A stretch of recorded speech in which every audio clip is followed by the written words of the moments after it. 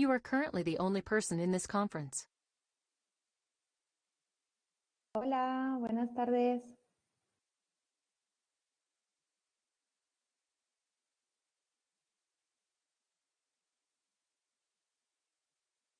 Buenas tardes. ¿Se me oye?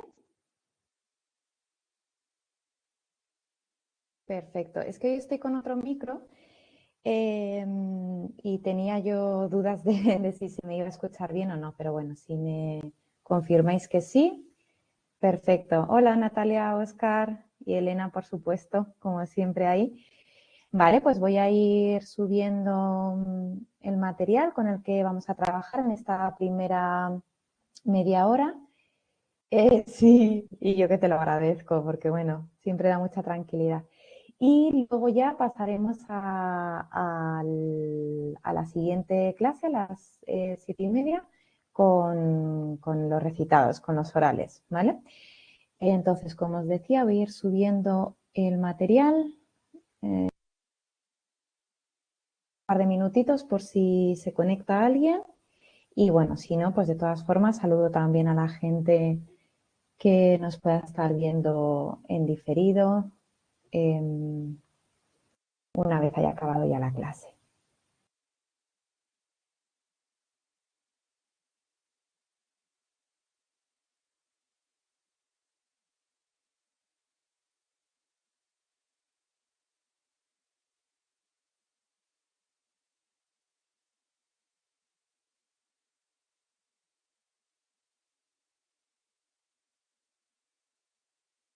Vale, creo que estáis viendo ya la diapositiva, ¿verdad?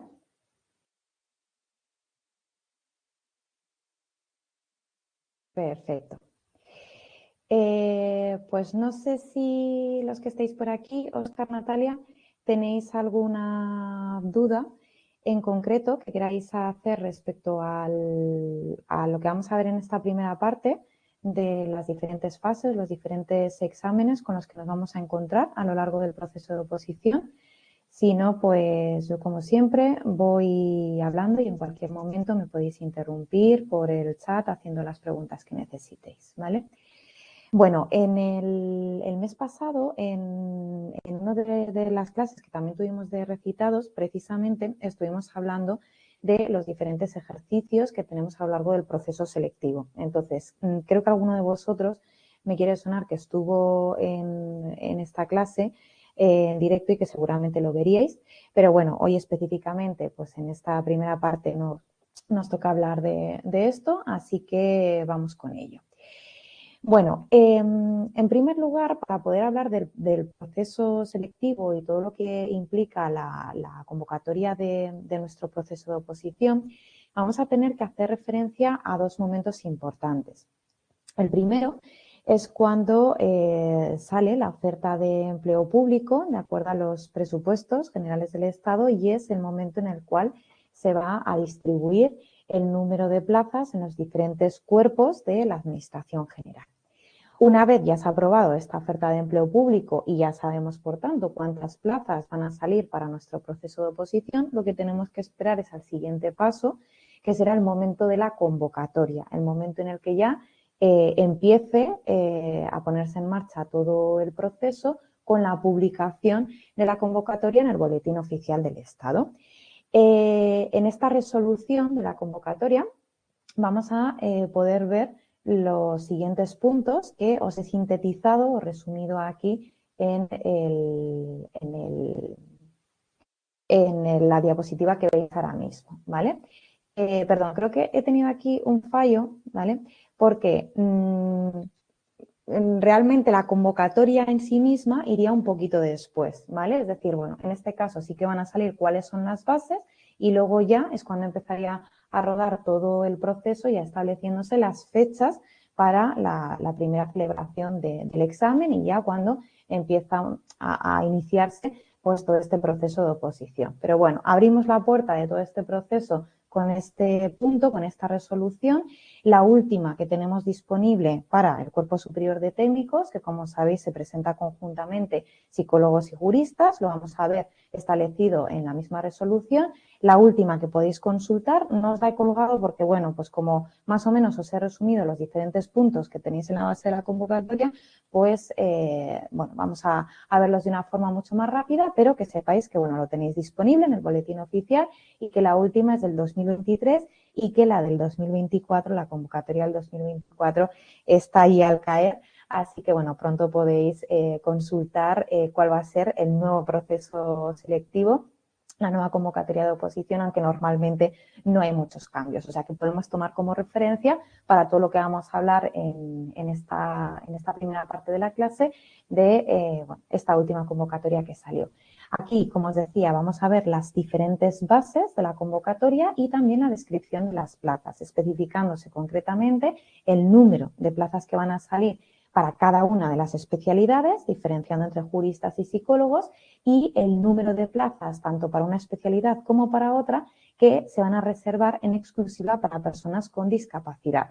Para ello, tienen que tener acreditado y reconocido al menos un 33% de discapacidad, ¿vale? Y esas plazas que están reservadas en exclusiva para personas con discapacidad, a no ser que en las bases de la convocatoria se establezca lo contrario, no se acumularían en caso de quedar descubiertas, en el caso de quedar vacantes, no se acumularían al turno general, ¿vale? Salvo, como os decía, que así lo especifique concretamente en las bases de esta convocatoria.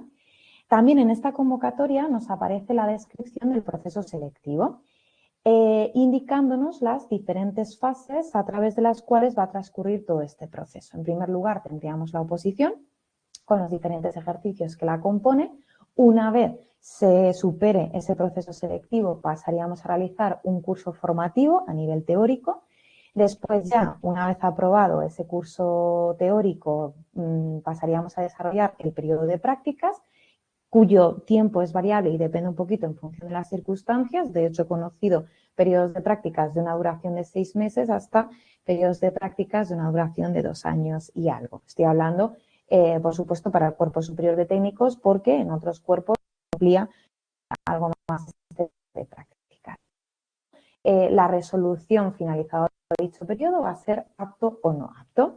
Y finalmente, una vez ha finalizado este tiempo de prácticas, ya se nos nombraría como funcionarios o funcionarias de carrera, ya seríamos funcionarios de pleno derecho y ya tendríamos que elegir nuestro primer destino propio como funcionarios de pleno derecho, como funcionarios de carrera, ¿vale? Ya sería nuestra plaza en propiedad. En las bases de la convocatoria, en la convocatoria en sí misma, también vamos a poder ver expuesto cuál es el programa o el temario que nos va a entrar para nuestro proceso de oposición. Como os decía, cambia muy poquito. En todo caso, pues hay algunos apartados de algunos temas que pueden sufrir algún tipo de modificación o a veces lo que se hace es ampliar o incluso eliminar algunos de los temas de las convocatorias anteriores, ¿vale? En cualquier caso, si no ha habido ninguna modificación con respecto a años anteriores, lo que sí que tenemos que tener en cuenta es que la normativa se actualiza continuamente y que, por tanto, la normativa que tenemos que tener en cuenta de cara a prepararnos el examen va a ser la normativa que esté en vigor a la fecha de realización del primer ejercicio. De manera que hasta la realización de ese primer examen tenemos que ir con toda la legislación y normativa actualizada al máximo posible, pero una vez ya iniciemos ese proceso selectivo con los diferentes ejercicios, aunque la legislación de alguna manera relacionada con nuestro temario se modificase, estas modificaciones no entrarían, ¿vale? Y no estaríamos obligados a tener que saber esas actualizaciones o modificaciones, ¿vale? No, no es hasta que sale la convocatoria y esto es segurísimo y lo podéis ver en la misma convocatoria, ¿vale? No obstante, siempre es muy importante que cuando sale la convocatoria leáis exhaustivamente todo lo que pone, porque estas pequeñas variaciones pueden marcar en algunos casos la diferencia. Normalmente lo que se establece es eso, que la normativa aplicable es la que estará en vigor a la fecha de realización del primer ejercicio, pero puede ser que en alguna situación, si así bien establecido, sea la que pone hasta la fecha de la convocatoria. A ver, en relación a lo que estás planteando, Natalia, de si pueden meter una actualización que haya salido la semana antes del test, teóricamente, legalmente, sí que podría hacerse. ¿Qué es lo que ocurre? Pues que normalmente los exámenes, el tribunal ya los tiene preparados con un tiempo de antelación prudencial y normalmente pues tampoco tienen esa mala baba de poner legislación que ha sido actualizada en el último momento, ¿vale? Entonces sí que desde un punto de vista más práctico, lo natural, lo normal es que la legislación que entre sea más o menos hasta la fecha de la convocatoria, aunque la teoría lo que nos dice, si nos vamos a las bases de esa convocatoria, es lo que tenemos aquí, en esta diapositiva, ¿vale? De todas formas, como os digo, leer muy bien siempre la convocatoria para que no dé lugar a error. Por otro lado, también se establece en dicha convocatoria cuáles son los requisitos legales necesarios para poder optar a ese proceso de oposición y, por supuesto, la titulación que es necesaria. Esta titulación la tendremos que tener o estar en disposición de poder obtenerla en el momento de presentación de las solicitudes, es decir, la fecha límite de presentación de solicitudes, nosotros ya tenemos que tener esa titulación o haber acabado nuestro grado, en este caso, y estar en disposición de poder obtener ese título, pues habiendo completado con todos los créditos necesarios para obtener esa titulación. En el caso de que sean títulos expedidos en el extranjero, será necesario también en este momento tener la homologación de esa titulación. También se establece la forma de presentación de solicitudes, las tasas que hay que abonar, cómo hay que presentar la solicitud, en fin, todo el procedimiento nos viene escrito en la convocatoria y, por supuesto, también nos vendrá configurado quién es el tribunal. Tendremos, por un lado, el tribunal principal, los vocales, y, por otro lado, tendríamos los suplentes, que ya sabéis que sustituirían a los vocales en el caso de que, por motivos justificados, no pudieran acudir. Entonces, vamos a ver cuál es la composición de ese tribunal y además, y esto es una novedad que se ha incorporado recientemente, es que vamos a poder consultar cuál es el currículum profesional de los miembros que componen el tribunal en la página web del Ministerio del Interior. Lo tenéis aquí, creo que se ve muy clarito, pero bueno, no obstante, es la página oficial del Ministerio del Interior, www.interior.gov.es. Aquí vamos a poder ver quiénes son los miembros que conforman el tribunal y cuál es su currículum profesional. Y esto nos va a dar mucha información de cara luego a poder intuir cuáles son las preguntas que se van a formular, cuál es el enfoque que se le va a dar a nuestro examen. Por supuesto, a la hora de hacer los exámenes orales, los recitados, cuáles son las que conviene que seleccionemos en función de la materia en la que sea experto el tribunal y sobre todo también para poder intuir de cara a los casos prácticos pues por dónde pueden ir un poco los tiros, qué cosas nos pueden preguntar o a qué elementos o aspectos se le puede dar más importancia. Por esto también es importante que consultemos quiénes son los miembros de tribunal, qué trabajos han realizado o qué materias imparten en la universidad, en el caso, por ejemplo, de que sean docentes. Y ya finalmente encontraremos en la convocatoria el desarrollo del proceso selectivo, sobre todo estableciendo la letra por la cual se va a iniciar la realización de todos los exámenes. Esta letra va a ser la misma para todos los procesos de oposición que se realicen en ese año, de manera que a inicios de año se hace un sorteo además se hace ante notario para que no dé lugar a dudas y se saca una letra y esa va a ser la letra que durante todo ese año todas las convocatorias que salgan de oposición van a empezar a realizarse por la letra que se ha obtenido en el sorteo y posteriormente pues se seguirá el orden alfabético que siga, puesto que, bueno, de esta manera lo que se pretende es un poco anular, digamos, ese factor que por supuesto interviene de cuando hacemos el examen, si al principio del proceso, en medio o al final, pues bueno, de esta manera lo dejamos al azar y de esa forma eliminamos, ¿no? que siempre el orden sea el mismo. Y bueno, con respecto al temario, antes de hablar de las diferentes fases y para tenerlo claro, como decíamos, lo vais a tener expuesto en la convocatoria del año que corresponda, pero en cualquier caso lo que sí que vamos a ver es la misma estructura, es decir, vamos a ver una parte común a ambas especialidades, juristas y psicólogos. En la parte común tenemos los primeros 34 temas de organización del Estado, Unión Europea y función pública, que son las leyes más importantes y que yo sí que os recomendaría que estas leyes principales, como puedan ser la Constitución española, el Estatuto Básico del Empleado Público, la Ley 39 y la 40, de administraciones públicas, todo lo relacionado con la Unión Europea, lo estudiéis de una manera muy concienzuda porque las preguntas de tipo test, muchas de ellas van a salir de ahí y además nos garantizamos de que esas preguntas sí o sí van a ser plenamente objetivas. No dependerá de qué autor lo haya dicho ni en qué momento se ha desarrollado ese constructo o esa teoría, sino que en este caso lo tenemos en la ley, los artículos son inamovibles y, por tanto, pues son preguntas que es difícil que nos puedan dar lugar a dudas. Por lo tanto, importante el estudio de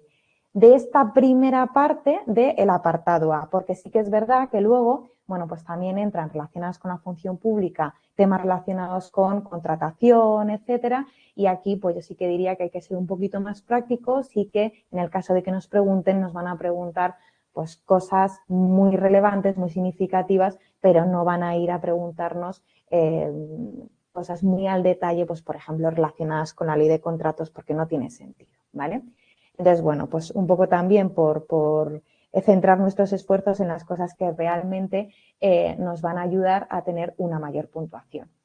Y luego el siguiente apartado de la parte común es esa parte de penología y derecho penitenciario, que en estos casos son 45 temas, y aquí también nos vamos a ir a la ley directamente, se nos van a preguntar por el contenido de los artículos y esto va a ser completamente objetivo, por tanto, yo también os diría que es importantísimo que tengamos, sobre todo de cara al examen de tipo test, un conocimiento muy, muy profundo de la legislación relacionada con derecho penitenciario. Básicamente, la Ley Orgánica General Penitenciaria y el Reglamento Penitenciario, de lo cual vamos a poder obtener toda la información de los 45 temas. Después, por supuesto, cada una de las especialidades, psicólogos y juristas, tiene su parte específica. Tanto unos como otros tienen los mismos temas. En total, en esta parte específica van a ser 73. Lo que pasa es que están distribuidos de diferente manera. En el caso de los psicólogos no nos tenemos que quebrar mucho la cabeza porque tenemos apartado A, que se correspondería más con una psicología más básica, y el apartado B, donde ya estaríamos hablando de una psicología más aplicada al ámbito penitenciario, tanto una evaluación como una intervención más específica. En el caso de los juristas, lo que podemos ver es que se desglosa de diferente manera, pero si sumamos todos los temas, pues evidentemente vamos a tener el mismo número de temas porque al final la oposición es la misma, pero en una especialidad diferente. Y ahora sí, vamos al proceso de oposición con las distintas fases y ejercicios, donde vamos a poder distinguir 4 fases, cada una con sus correspondientes ejercicios. Todas estas fases o ejercicios son eliminatorios, de manera que para poder pasar al siguiente es necesario haber completado el anterior. No es que podamos hacer todos y luego se sumen las puntuaciones o se prorrateen, no. Es necesario obtener la mínima puntuación en el ejercicio para poder pasar al siguiente. Así pues, el primer ejercicio es el de tipo test, es el que está configurado por un cuestionario de 120 preguntas y va a ser de 4 respuestas. Solamente una de ellas es la correcta y las respuestas erróneas van a penalizarse con 1/3 del valor, mientras que las respuestas en blanco no penalizan. Aquí ya cada uno, pues bueno, puede ir practicando y siguiendo la estrategia que le resulte más conveniente, porque bueno, pues hay personas que son más conservadoras y les sale mejor dejarse algunas respuestas en blanco, mientras que otras personas pues prefieren lanzarse y bueno, probar un poquito de suerte, pero siempre teniendo en cuenta que esas respuestas erróneas pueden penalizar, ¿vale? También es importante que tengamos en cuenta que algunas preguntas, sobre todo las preguntas relacionadas con tema de legislación, pueden ser muy precisas, que hagan referencia a un artículo concreto o a un dato muy específico y, por tanto, ser preguntas cortas que leamos rápidamente. Sin embargo, vamos a encontrarnos con algunas preguntas que son muy largas y ahí también tenemos que coger soltura a la hora de hacer el examen y practicar para calcular bien los tiempos, porque aunque 1 hora y 45 parezca mucho tiempo, realmente no es tanto para responder 120 preguntas, sobre todo si algunas de ellas pues tienen una dimensión considerable.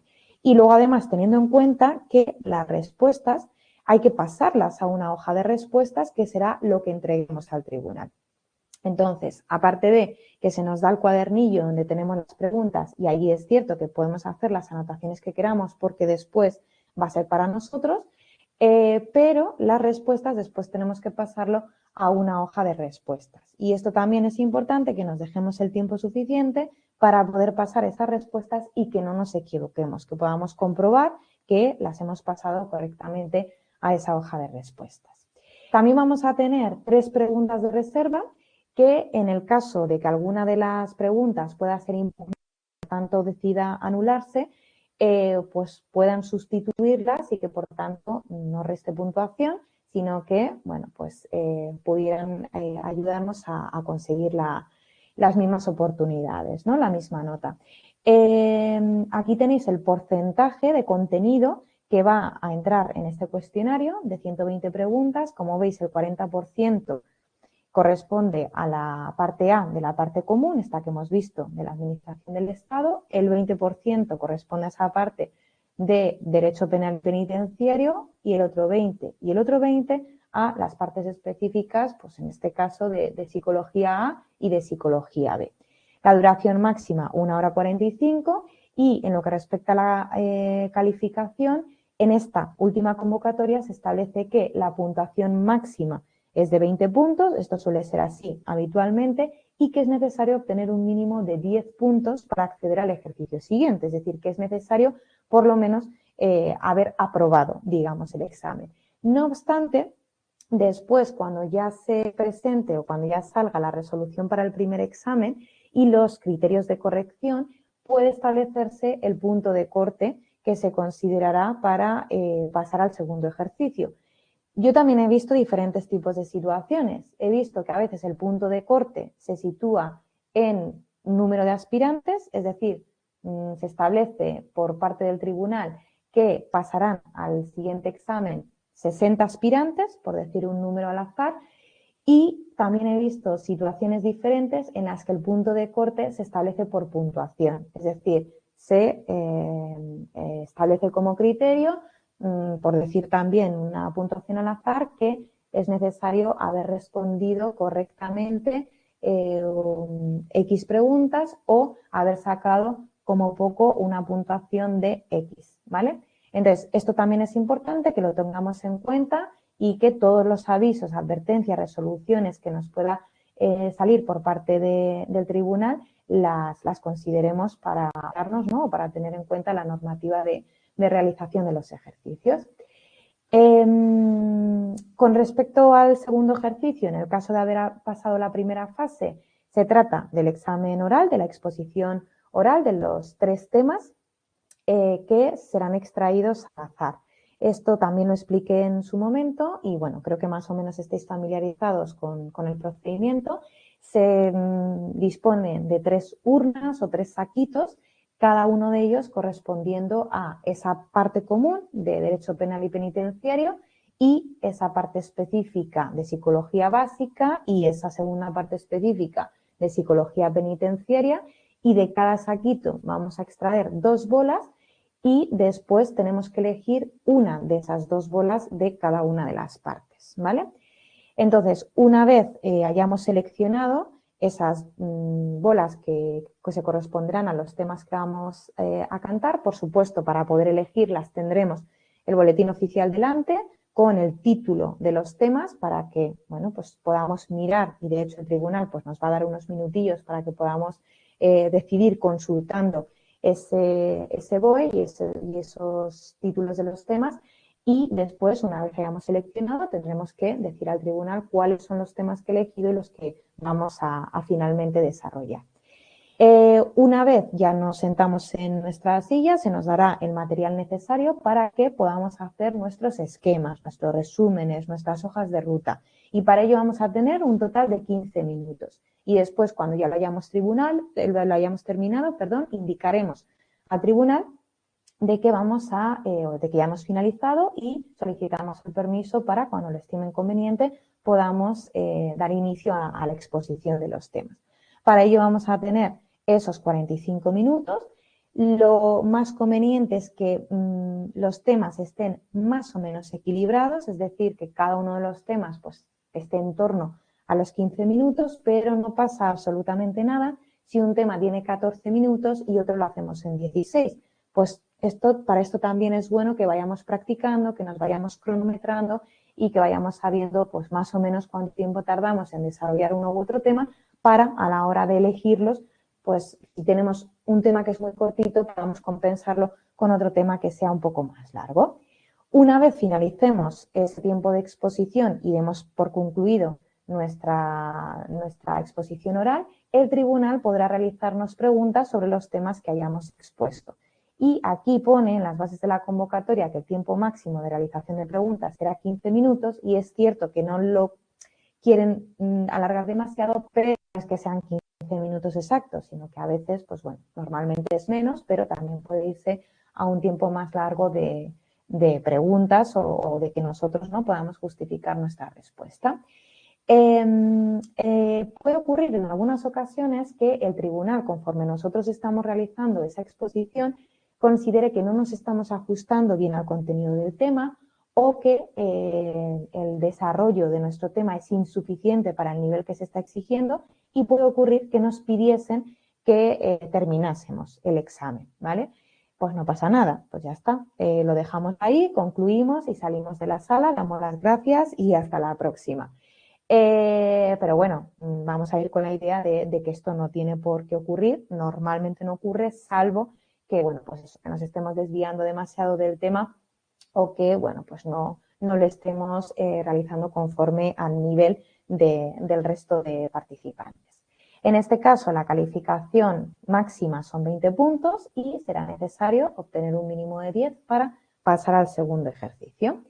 Y normalmente la sede donde se realiza este segundo ejercicio va a ser siempre la Secretaría General de Instituciones Penitenciarias y el día y las horas pues dependerá un poco del número de candidatos que hayan quedado en esta segunda fase, porque a veces, bueno, pues el tribunal hace un intensivo y selecciona a algunas personas en horario de mañana y otras de tarde, o a veces solamente en horario de tarde, a veces cogen en cada franja horaria a 3 personas, otras veces a 4, entonces, bueno, hay que estar un poquito pendientes porque no siempre lo indican del tirón, sino que a veces, pues, conforme se va desarrollando las exposiciones orales, van saliendo la organización de los aspirantes en los días y horas establecidos. Por eso, siempre durante el proceso de oposición hay que estar muy pendiente de los avisos que podamos tener por parte del tribunal, ¿vale? Una vez hayamos superado este ejercicio, pasaríamos al tercero, que es el del idioma, la traducción directa por escrito al castellano y sin ningún tipo de diccionario. A ver, para un momentito porque tengo una pregunta por parte de Natalia. Me pregunta si antes de empezar con el examen oral el tribunal nos va a explicar la dinámica en las instrucciones. Sí. Dentro del tribunal hay una persona que ejerce la secretaría del tribunal y es esta persona la que nos va a pedir la documentación, la que va a salir a buscarnos, la que nos va a explicar un poco cuál va a ser todo el proceso, así que no vais a tener ningún problema porque os lo van a explicar. No obstante, cualquier pregunta que tengáis se la podéis formular y no hay ningún inconveniente porque, bueno, pues el tribunal, aparte de para valoraros, también está para resolver vuestras dudas relacionadas con todo el procedimiento, ¿vale? Esto sobre todo, ya os digo, lo hace la persona encargada de la secretaría del tribunal. Vale, como os decía, el tercer examen es esta traducción directa. Podéis seleccionar el idioma que consideréis oportuno siempre y cuando sea uno de los idiomas oficiales de la Unión Europea y también entra el árabe, pero siempre tiene que ser diferente, obviamente, al propio de la nacionalidad, ¿vale? La longitud de los textos más o menos suele ser la misma, que digamos que es como una carilla de folio, una carilla y media, es decir, no son textos demasiado largos. Por supuesto, siempre hay años pues, que son un poquito más cortos, otros un poquito más largos, pero intentan ajustarse a los 45 minutos. Lo ideal es que en ese tiempo se procure hacer la traducción del texto completo. En el caso de que no se termine de realizar el texto al completo, no pasa nada. Esto no va a ser un motivo de suspenso, pero sí que es cierto que puede suponer alguna penalización. Es decir, que las personas que sí que hayan traducido el texto al completo y que por tanto hayan finalizado todo el ejercicio, pues obviamente si está igual de bien traducido, tendrá más puntuación que la persona que se haya dejado unas líneas o un párrafo, ¿vale? Es decir, penaliza en cierta manera, pero no supone, por supuesto, la exclusión del examen o suspender esta fase del proceso, ¿vale? Bueno, este examen se realiza por escrito en la sede que se establezca, que puede ser, normalmente es la Secretaría General o también puede ser el Centro de Estudios Penitenciarios en la calle Cedaceros, que está al lado, no hay mucha distancia, entonces, bueno, más o menos vamos a saber dónde es. Es raro que se realice en otro sitio diferente. Y, bueno, como decía, lo vamos a hacer por escrito en hojas autocopiativas que después, en el momento en el que vayamos a leer esa traducción que hemos realizado, lo primero que haremos será separar esas hojas, de manera que nosotros nos quedaremos con la primera parte de la hoja y el tribunal dispondrá de la copia para que pueda ir leyendo conforme nosotros estamos haciendo también la lectura. Por eso es importante que nos ciñamos a lo que estamos leyendo, que no nos inventemos cosas que no hayamos escrito en el momento en el que hicimos el examen, porque bueno, pues el tribunal va a estar leyendo lo mismo que estamos leyendo nosotros, ¿vale? Bueno, entonces lo leemos en sesión pública y para esto no hay un tiempo, es decir, bueno, lo que necesitemos para leer el examen que hemos desarrollado, y después también nos podrán hacer, o bien el tribunal, o bien en el caso de que haya asesores, expertos o docentes en ese idioma que hayamos elegido, nos podrán hacer una serie de preguntas, no tanto para valorar el contenido de nuestras respuestas, sino la soltura que nosotros tenemos a la hora de conversar en el idioma que hemos seleccionado. En este caso, la calificación máxima será de 10 puntos y necesitaremos 5 para poder superarlo, la mitad. Y ya finalmente pasamos al cuarto ejercicio, que consiste en un caso práctico que tenemos que resolver. Lo haremos por escrito y para ello dispondremos de la información que nos proporcione el tribunal. Pero en el caso de los psicólogos no podemos consultar ningún tipo de manual, ni legislación, ni nada. Solamente lo que tengamos en nuestra cabeza y lo que el tribunal nos proporcione en el momento de realizar ese examen. Lo mismo será en la sede o sedes que el tribunal determine, como ya os he dicho, normalmente Secretaría o calle Cedaceros, y el tiempo máximo para realizar la primera parte de este cuarto ejercicio por escrito serán 4 horas. No significa esto que tengamos que hacer uso de las 4 horas, puesto que si terminamos antes, pues ya está, entregamos nuestro examen finalizado y, como os pongo aquí, concluido este ejercicio o bien cuando haya transcurrido esas 4 horas, se firmará y se introducirá en un sobre cerrado. Lo mismo del sobre cerrado se hace también en el caso del examen de idioma, porque de esta manera nos aseguramos cuando vamos a leer nuestro examen escrito que eso no lo ha tocado nadie y que por tanto está de la misma manera en que nosotros lo dejamos cuando terminamos de realizarlo, de desarrollarlo por escrito, ¿vale? Se entrega el sobre cerrado, se sella, se firma y después es en el momento en que vamos a esa segunda fase de lectura donde delante del tribunal o delante de nosotros abrimos nosotros o el propio tribunal el sobre y ya, como os decía, separamos las hojas principales de las copias que bueno, tendremos tanto el tribunal como nosotros para poder empezar a leer. Lo mismo en este caso, el tribunal podrá hacernos las preguntas que considere oportuno relacionadas con el contenido de lo que hayamos indicado en ese examen y, bueno, pues relacionado también con otras materias, sobre todo pues para complementar información o para aclarar aquello que nosotros hayamos escrito en ese examen. Y la calificación será también de 20 puntos y será necesario obtener un mínimo de 10. Con esto ya finalizaríamos el proceso selectivo y la calificación final vendrá determinada por la suma total de las puntuaciones obtenidas en los 4 ejercicios, de manera que se ordenan de mayor a menor y de esta manera establecemos un orden de prelación. ¿Puede ocurrir en algún caso que se produzca un empate? Por supuesto. Entonces, ¿cómo se establecerá el orden en estos casos? Pues también bien establecido en las bases de la convocatoria, de manera que primero obtendrá mayor peso o puntuación el cuarto ejercicio, es decir, la persona que tenga, imaginemos que hay un empate entre dos personas en puntuación de suma total, pues la persona que tenga mayor puntuación en ese cuarto ejercicio se pondría por delante. Imaginemos que los dos tienen la misma puntuación en total y también en ese cuarto ejercicio, pues ya nos iríamos a la máxima puntuación en el segundo y así sucesivamente, ¿vale? Bueno, finalmente, ese orden de prelación, ¿para qué es importante? Para la elección del destino. El destino de prácticas y el destino también como funcionarios de carrera, ¿vale?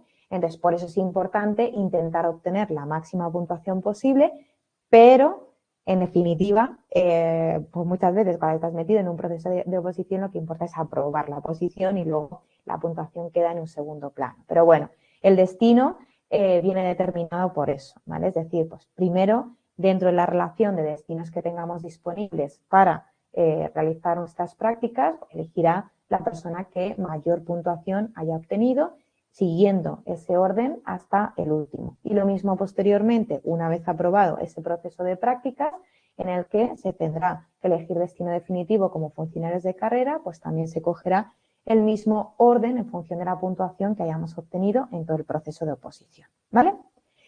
Entonces, bueno, pues nada, simplemente explicaros un poquito en qué consiste todas estas fases del proceso, qué es lo que nos vamos a encontrar en las convocatorias cuando salgan y algunas cosillas que tenemos que tener en cuenta, porque además, bueno, es un proceso largo, puede ser agotador y por tanto es importante que lo conozcamos bien para reducir incertidumbre y que vayamos pues mucho más centrados en lo que tiene que ser, que es en estudiar y en sacar un buen resultado y en tener un buen rendimiento, ¿vale?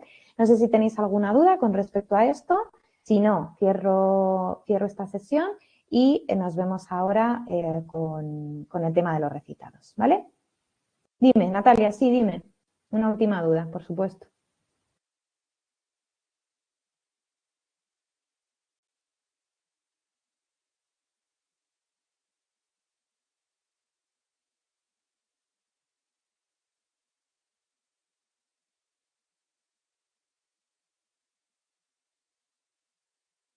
Me pregunta Natalia si en el oral se pueden ir haciendo marcas en las hojas de ruta a medida que vayamos exponiendo. Sí, por supuesto que sí. A ver, en las hojas de ruta entiendo que te refieres al esquema, a tu resumen, a lo que tú hayas escrito, o te refieres a lo que nos da el tribunal donde tenemos todos los títulos de los temas, esa parte del BOE que el tribunal nos da con los títulos de los temas. Vale, tú te refieres al esquema que tú hayas hecho. Por supuesto, ahí puedes hacer las marcas que quieras porque de hecho luego te lo van a dejar llevar sin problema. O sea que o lo puedes tirar allí, lo puedes dejar como tú quieras, ¿vale?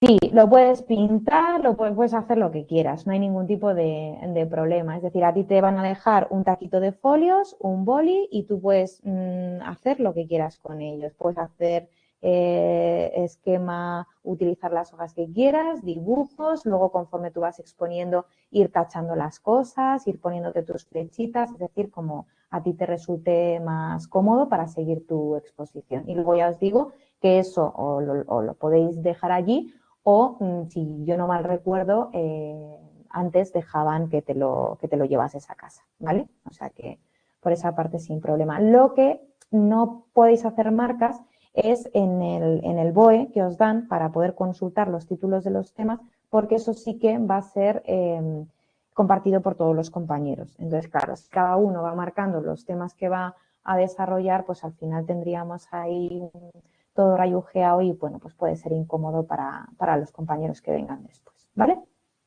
Muy bien. Pues, ¿presentarse el examen es gratuito? No. Para el examen se pagan unas tasas. La cantidad de tasa que se paga viene también establecida bueno, es un precio oficial y viene establecido también en las bases de la convocatoria. Sí que es verdad que hay determinados casos que están exentos de pagar esas tasas. Pues, por ejemplo, personas con discapacidad están exentas, pero también hay una circunstancia en la que si estás dado de alta como demandante de empleo, creo que se requiere un mes antes de que se haya producido la convocatoria, también estás exento de pagar esas tasas, ¿vale? Yo recomiendo que, lo dicho, os leáis muy bien toda la convocatoria, sobre todo esa parte también de presentación de solicitudes, y si hasta que salga la convocatoria siguiente, que ya os digo que debe faltar muy poco, por haceros una idea, queréis saber un poco todas estas cuestiones, iros a la convocatoria del año anterior, la del 2023, y allí os podéis hacer una idea de cómo está todo expuesto y de estos casos que me estás preguntando, Óscar, ¿vale? De los casos que estáis exentos de pagar las tasas, pero bueno, creo que rondan los 20 y pico euros, 23, 25 euros me quiere sonar. Puede ser que haya subido este último año, 2 años, pero más o menos va por ahí, ¿vale? O sea, no son cantidades muy, muy altas, ¿vale? Eso es, 33 euros. Pues mira, sí, ha ido subiendo estos últimos años, ¿vale? Muy bien, pues nada, chicos, lo dejamos aquí. Nos vemos ahora en la otra sesión.